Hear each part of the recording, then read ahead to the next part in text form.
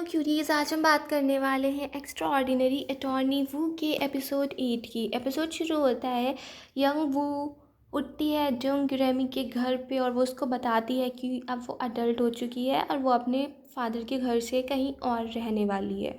जब यंग वू ऑफिस पहुंचती है तो सब उसको ऐसे देख रहे होते हैं।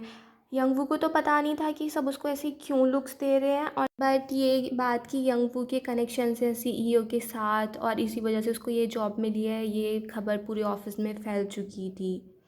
सोयून को तो पता चल गया था कि अटॉर्नी कौन ने ये करा होगा। और फिर दिखाते हैं अटॉर्नी चुंग के ऑफिस में सीईओ उनसे बात करती है, उनको केस के लिए एनकरेज करती हैं कि कैसे उनको सुमी से हारना नहीं है, उनको ये केस जीतना है। मीटिंग के बाद सोयून यंगवू को ये बात बताती है तो यंगवू तो पहले से ही परेशान थी। वो कह देती है कि हाँ, मुझे नेपोटिज्म की वजह से फ़ायदा मिला है, मुझे जॉब नेपोटिज्म की वजह से मिली है। जोइसी उसको समझाती है कि यंगवू अपने कॉलेज में नंबर 1 आती थी, मगर फिर भी किसी भी लॉ फर्म ने उसको जॉब नहीं दी। क्यों नहीं दी? वो भी तो उसके खिलाफ डिस्क्रिमिनेशन कर रहे थे ना। अगर उसको किसी कनेक्शन की वजह से जॉब मिलती भी है तो इसमें नुकसान क्या है? और वो यंगू को ये भी बता देती है कि ये पोस्ट अटॉर्नी क्विन ने लिखा था, और ये भी कह देती है कि जब कोई नहीं देख रहा हो ना तो उसको अच्छे से हिट कर देना।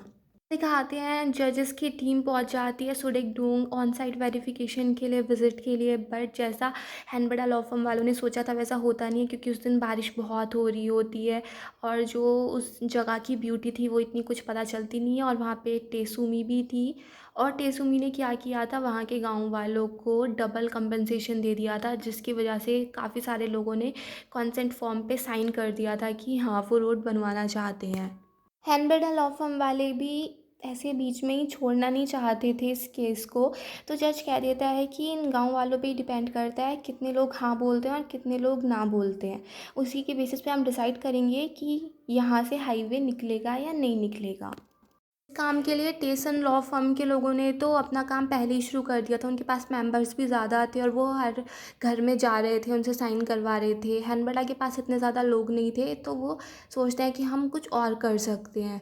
तो वहाँ पे जो मदर टेरेसा थी, मेंबर ऑफ वुमेन एसोसिएशन, उनके घर पे बैठ के काफ़ी सारे मेंबर्स से वो लोग साइन करवा रहे होते हैं। मगर ये सारे सीनियर सिटीजन्स एक सॉन्ग की रिक्वेस्ट करते हैं, और जिसकी वजह से अटॉर्नी जुंग को एक परफॉर्मेंस देनी पड़ती है। जंग वो अपना बैग लेने के लिए उस ट्री के पास जाती है और वहाँ पे टेसुमी भी खड़ी थी, और वो दोनों बातें करने लगते हैं। टेसुमी यंगू से काफ़ी इम्प्रेस थी उस वेडिंग ड्रेस वाले केस को लेके, और वो उससे ये भी कहती है कि हैनबड़ा छोड़ के हमारी टेसन लॉ फर्म ज्वाइन कर लो, टेसन तुम्हारे लिए ज़्यादा बेटर रहेगी। और उसको अपना बिजनेस कार्ड भी दे देती है, और ये सीन अटॉर्नी क्विन ने देख लिया था। अटॉर्नी क्विन यंगू से क्वेश्चन करते हैं, बट वो भी कोई आंसर नहीं देती, और वो उससे पोस्ट के बारे में भी कह देते हैं कि जो मैंने लिखा है वो सही तो है, तो मेरी जॉब कनेक्शंस की वजह से ही तो मिली है। तो उस दिन शाम को यंगू डिसाइड कर लेती है कि मैं अपने घर पे नहीं रहूँगी, मैं कहीं और रहा करूँगी। वो अपने बैग्स वगैरह पैक कर लेती है और जा रही होती है। उसके पापा उसको रोकने की कोशिश करते हैं, बट वो रुक ही नहीं रही थी। फिर वो एकदम से उनके मुंह से निकल जाता है कि टेसुमी तुम्हारी मदर है। और ये सुन के यंगू काफ़ी शॉक्ड हो जाती है, और वैसे सीढ़ियों से नीचे उतर रही थी तो उसका पैर स्लिप हो जाता है, और जिसकी वजह से उसको हॉस्पिटल भेज दिया जाता है। हॉस्पिटल में यंगू के फादर उसको बता रहे होते हैं कि उन्होंने झूठ बोला था कि यंगू की मदर मर चुकी है, बट वो ज़िंदा नहीं है, बल्कि वो यंगू को छोड़ के चली गई थी।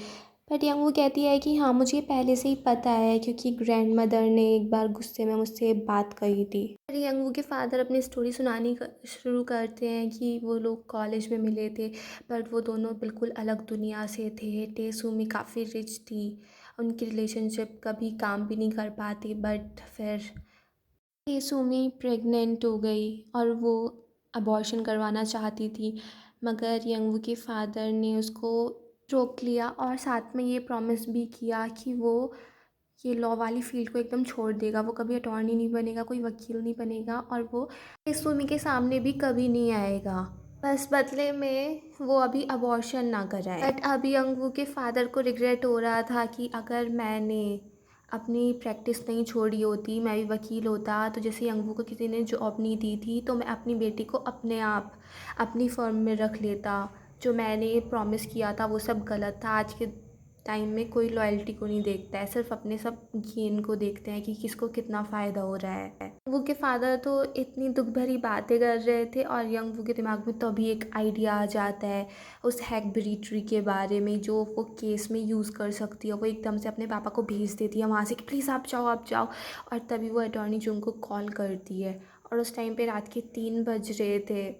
Next day Young Woo and Jun Ho hackberry tree के बारे में डिस्कस करने के लिए विलेज चीफ से मिलते हैं, जो कि उन्हें बताता है कि इस ट्री को नेचुरल मॉन्यूमेंट का दर्जा दिलाने की रिस्पॉन्सिबिलिटी पार्क क्यूजिन की थी, क्योंकि वो उसी ऑफिस में वर्क करता था। जब जुनू और यंगवू उससे क्वेश्चन करने चाहते हैं तो वो ढंग से आंसर नहीं दे रहा होता है और फिर वो उनसे ये कह के चला जाता है कि मैं कुछ डॉक्यूमेंट्स लेके आ रहा हूँ और तुम उसको देख लेना।